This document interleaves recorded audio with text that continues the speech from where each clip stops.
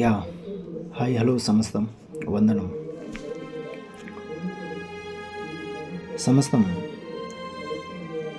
మనమందరం చాలా సందర్భాల్లో జీవనంలో చాలాసార్లు మనము ఒక చర్య చేసినప్పుడు, ఒక చర్య జరిగినప్పుడు, ఒక పని చేసినప్పుడు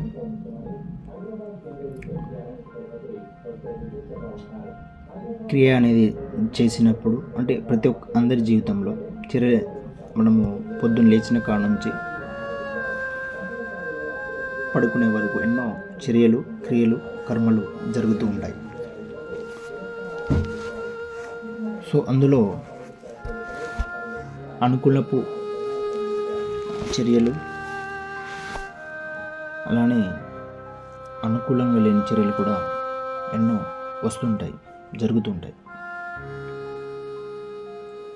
అప్పుడు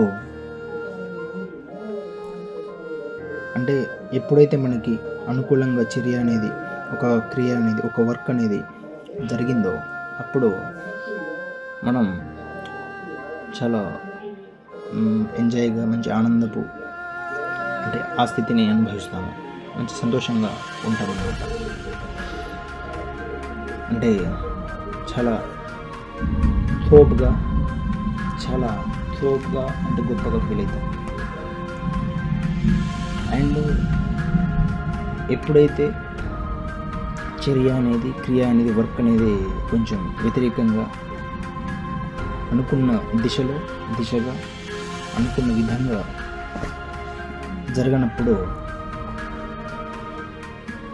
బాధపడిపోతాం. చెయ్యమ్మ ఏంద్ర ఈ బతుకని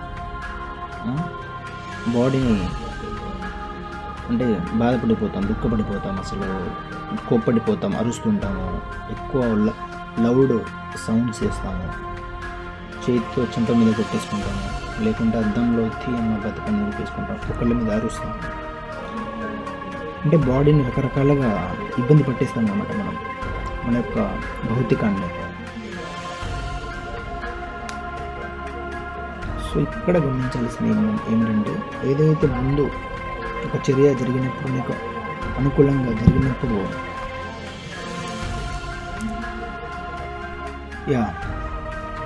అయితే ఇక్కడ ఇందాక ముందుగా చెప్పినట్టుగా గమనించాల్సింది ఏంటంటే, ఒక చర్య అనుకూలంగా జరిగినప్పుడు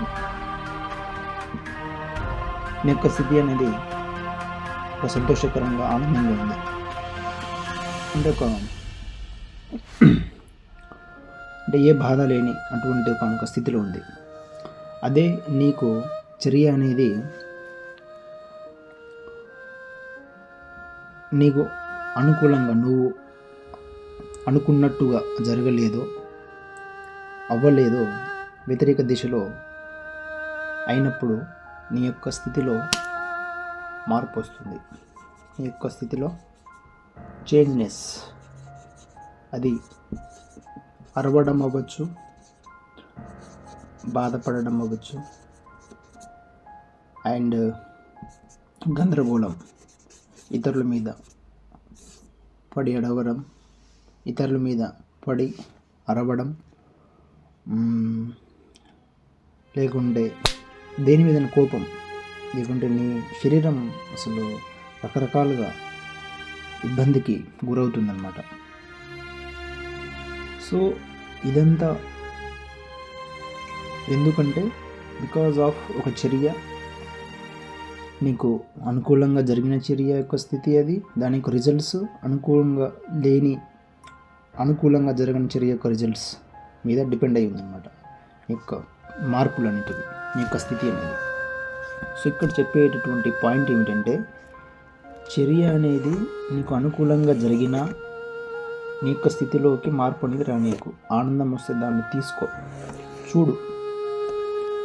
అలానే చర్య అనేది అనుకూలంగా జరగకపోతే, నీ యొక్క క్రియ అనేది, నీ యొక్క వర్క్ అనేది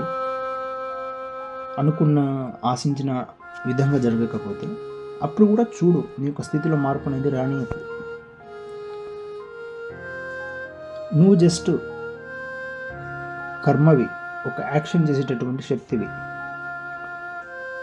సో దాని డిపెండ్ అయ్యి ఒక చర్య అనేది జరగాల్సింది, అంటే అది ఏ విధంగా జరగాలో ఆ విధంగా జరుగుతుంది. బట్ నీ యొక్క స్థితిలోనే మార్పు రాకూడదు. నీ యొక్క భౌతికాన్ని నువ్వు అంటే ఉన్నటువంటి నీ యొక్క స్థితిని, సహజమైనటువంటి స్థితిని మార్చుకోకూడదు. అది ఎందుకంటే చర్యలు అనేటివి మళ్ళా చేయవచ్చు. సరిగ్గా అవ్వకపోతే మళ్ళీ దాన్ని ఏ విధంగా చేయాలో అనే దాన్ని జ్ఞానంతో, మీకున్నటువంటి ఆలోచన సంపదతో, శక్తితో తెలుసుకొని తిరిగి దాన్ని చేయాలి. కానీ అలా చేయకుండా అక్కడే ఆగిపోయి బాధపడము, లేకుంటే కుమిలిపోవడము, గందరగోళం పడడము, ఈ విధంగా అయితే చేయకూడదు. ఈ విధంగా చేస్తే మానసికంగా, భౌతికంగా నష్టమయ్యేది నీవే. సో స్థితి అనేది మారకూడదు. ఈ స్వభావం అనేది మారకూడదు.